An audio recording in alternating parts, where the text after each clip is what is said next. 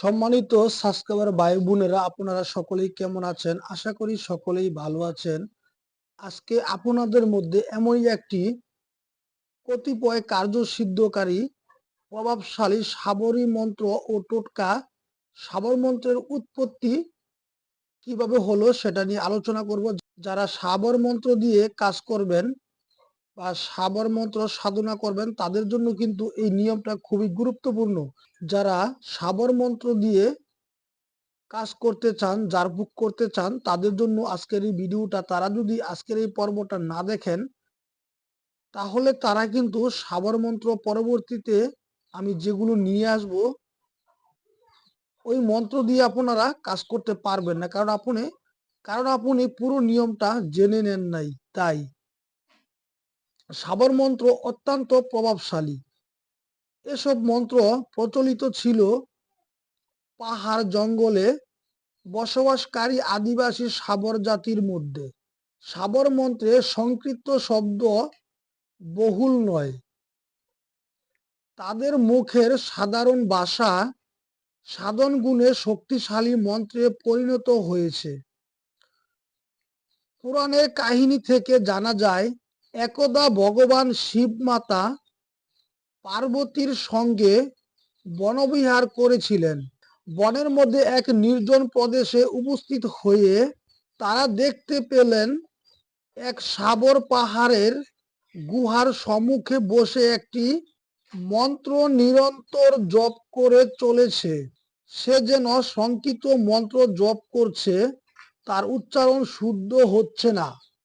মন্ত্র সাধনের মগ্ন সাবর সাধক মন্ত্রের শুদ্ধ উচ্চারণ জানে না, তাই তার ভুল ও সে বুঝতে পারছে না। সাবর সাধকের নিষ্ফল প্রয়াস প্রত্যক্ষ করে ভগবান শঙ্কর ব্যথিত হলেন।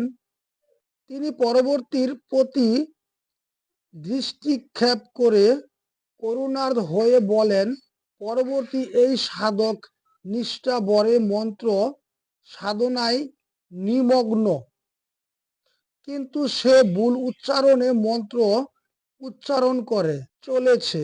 এর ফলে তার কোনো সুফল লাভ হবে না। অধিকন্ত ভুল উচ্চারণ দ্বারা মন্ত্র অশুদ্ধি দোষে অচিরেই বিনাশ প্রাপ্ত হবে। একথা শুনে পার্বতী ভগবান শঙ্করকে বলেন, প্রভু, এই সাধক বশত অশুদ্ধ উচ্চারণে মন্ত্র জপ করছে। সাধক মন্ত্রের রহস্য জানে না। আপনি কৃপা করে এই নিষ্ঠাবান সাধককে তার অভীষ্ট ফল দান করুন।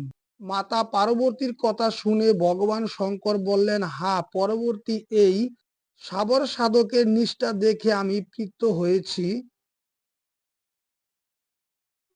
আমি তার ব্রহ্ম দূর করব এবং মন্ত্রের সরল রূপ দান করে তাকে উচ্চারণ শিক্ষা দেব। একথা বলে ভক্তবৎসল ভগবান শঙ্কর এক বৃদ্ধ সাধকের ছদ্মবেশে সেই সাধকের নিকট উপস্থিত হলেন।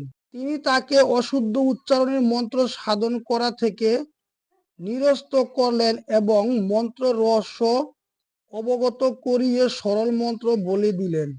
অনুগৃহীত সাধককে ভগবান শঙ্কর সন্তুষ্ট হয়ে বর প্রদান করে বললেন,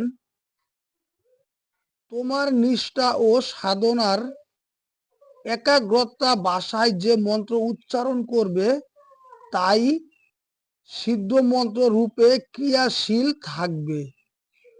ভগবান শঙ্করের কৃপা লাভে ভগবান সাবর সাধক উক্ত সরলীকৃত মন্ত্র জপ করে সিদ্ধি লাভ করলেন। অতঃপর তিনি তার অনুভূতি লব্যশক্তি সংহত করে তার নিজের ভাষায় যেসব মন্ত্র সৃষ্টি করলেন সেই সব মন্ত্র শিষ্য পরম্পরা লোক সমাজে সাবর মন্ত্র নামে প্রচলিত হয়েছে। শঙ্করের বরে সমস্ত সাবর মন্ত্রই সিদ্ধ মন্ত্র। এ সকল মন্ত্র প্রয়োগে কার্যসিদ্ধি সুনিশ্চিত। উল্লেখযোগ্য যে এ সকল মন্ত্রে যেসব শব্দ ব্যবহার করা হয়েছে তাকে তো আপাতদৃষ্টে অর্থহীন এবং দুর্বোধ্য বলে মনে হওয়া স্বাভাবিক, কিন্তু মন্ত্রের রহস্য জানা থাকলে এসব মন্ত্রকে অর্থহীন বা বাস্তবিক পক্ষে মন্ত্র হলো কিছু বিশেষ দ্রব্যনির সংহত রূপ। উদাহরণ হিসাবে বলা যায় মন্ত্রগুলি হলো শক্তির ক্যাপসুল বিশেষ।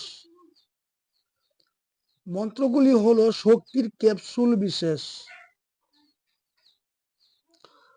তো বন্ধুগণ, পরবর্তীতে সাবর মন্ত্রের শব্দ ও ধ্বনির রহস্য নিয়ে আসবো আপনাদের মধ্যে।